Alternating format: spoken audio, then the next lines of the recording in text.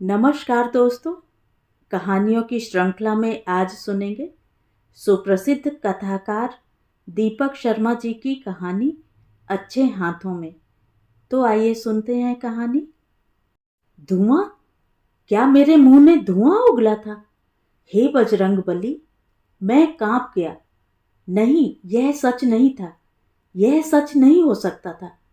मेरी भक्ति में खोट? वह जरूर सपना रहा होगा। मैंने अपनी बाह पर चुटकी काटी।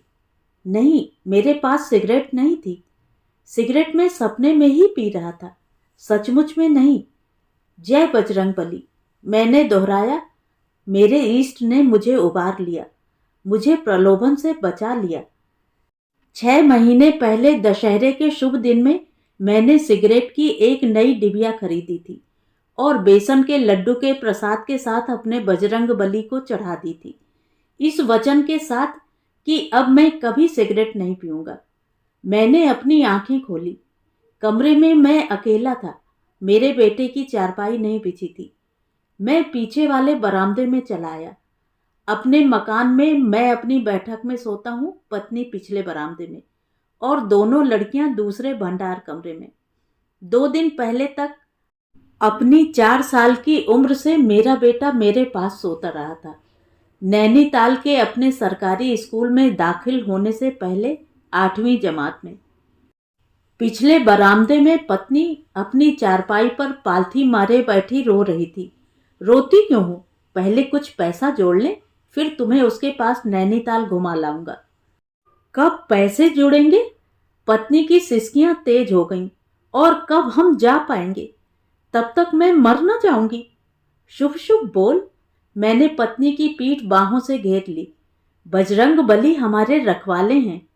यह भी तो बजरंगबली ही का चमत्कार है कि 2 लाख लड़के उस आवासीय छात्रवृत्ति के लिए परीक्षा दिए, मगर आखिर चुने कितने गए? कुल 60। बजरंगबली की लीला देख। हमारा माणिक उनमें से एक था। अपने तीनों बच्चों के नाम मैंने नगीनों पर रखे हैं।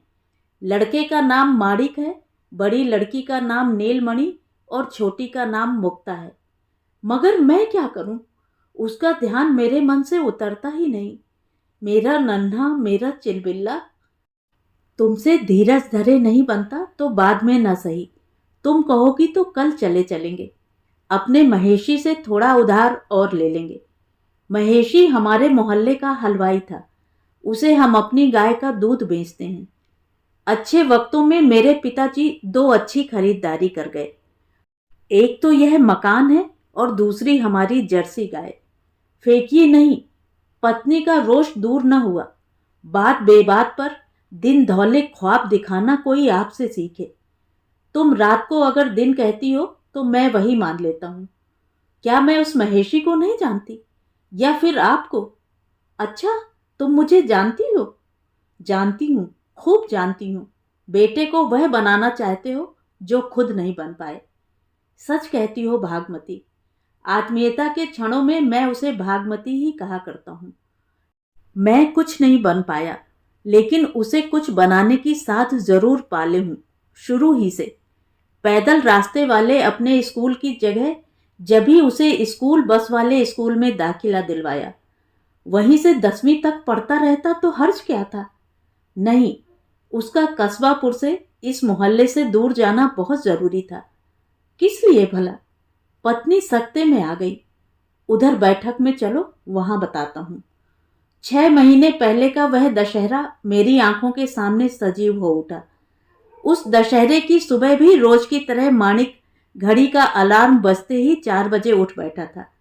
मेरे तख्त के साथ बिछी मुड़वा अपनी चारपाई उसने समेटी थी।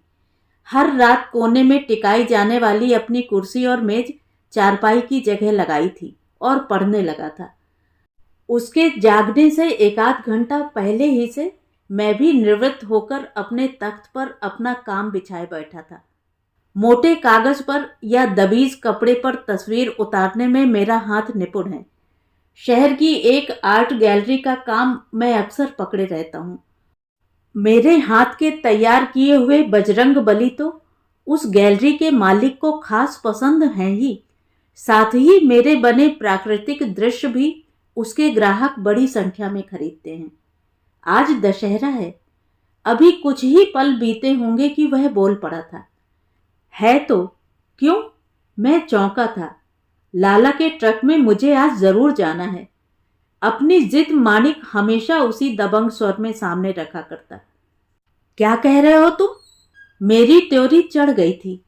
माणिक जानता था लाले के साथ मेरा मन मुटाव चल रहा था, मेरे मकान को लेकर, जिसे वह खरीदना चाहता है और मैं बेचना नहीं। 3 साल पहले वह हमारे वार्ड से महापालिका का चुनाव जब जीता तो हमारे मोहल्ले को मिटाकर उस पर एक होटल बनाने की योजना बना बैठा। हालांकि तिमंजिला उसका पुश्तैनी मकान भी यहीं स्थित है।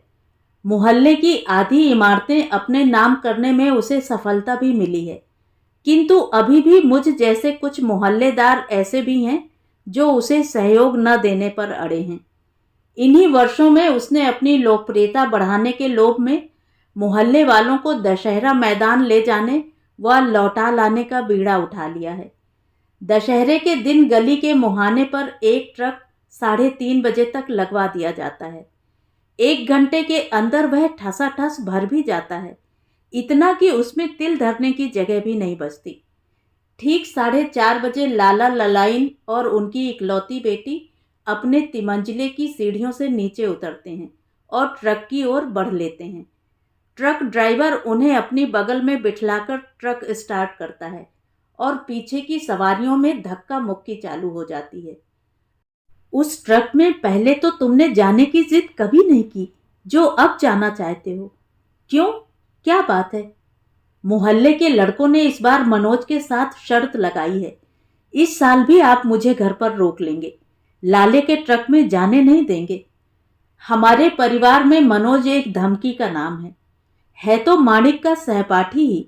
दोनों एक साथ स्कूल बस में आते जाते भी हैं, किंतु पड़ोसी उसके पिता इस वर्ष उनकी कक्षा के क्लास टीचर हैं और मनोज जानता है अपनी हर कक्षा में प्रथम स्थान पाने वाला माणिक वह स्थान इस बार तभी पा सकेगा जब वह मनोज के संग अपने संबंध बिगड़ने नहीं देगा। हे बजरंगबली, मैंने मन ही मन प्रार्थना की, मेरे इष्ट देव मुझे मार्ग दिखाओ, इस लड़के को मैं वहां जाने से रोक सकूं। तुम जानते हो मेरे बेटे, माणिक के कंधों पर मैंने अपने हाथ जा टिकाए।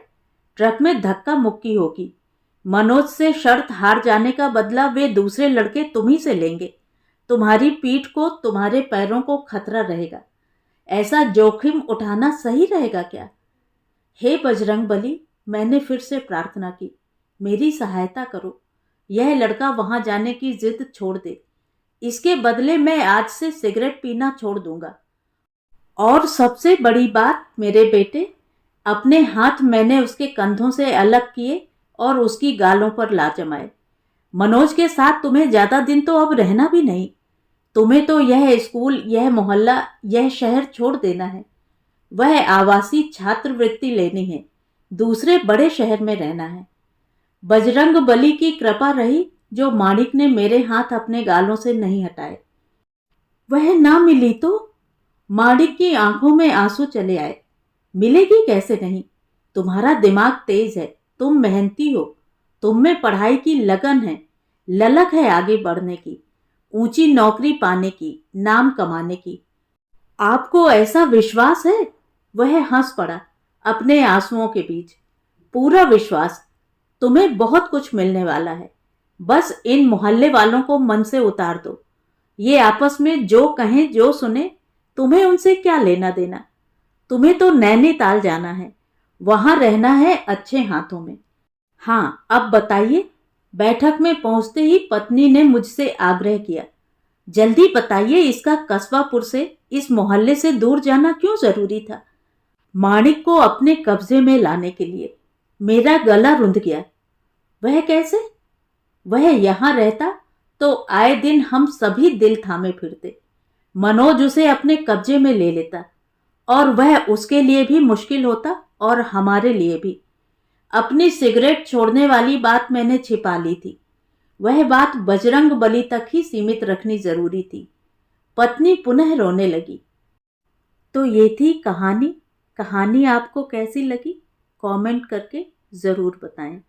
और अगर मेरे द्वारा सुनाई हुई कहानियाँ आपको अच्छी लगती हैं और आप मेरे चैनल पर पहली बार आए हैं तो चैनल को सब्सक्राइब ज़रूर करें, लाइक करें और अपने दोस्तों और परिचितों में शेयर भी करें। बेल आइकन दबाना बिल्कुल भी ना भूलें। धन्यवाद।